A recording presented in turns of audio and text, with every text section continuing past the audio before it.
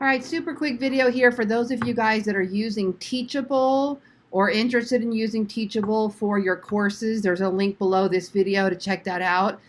And what you're going to do to reorder your courses if you want to is quite simple.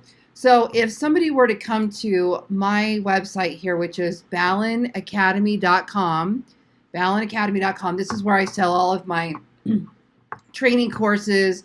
This is where somebody could book me for a 30-minute consultation. They're going to come here and they're going to see a lot of items. And I want to prioritize which items I want to show first. So there's a great drag and drop editor in here, but it took me a little while to find it, so I thought I would show it to you guys.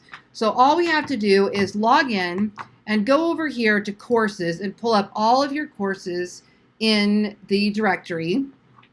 Once you have them, up here, it's gonna there'll be a little option to enable reordering. You see that popping up there? Click on that so that you enable reordering. Then all you have to do is simply drag whatever you want to show up wherever you want it to show up.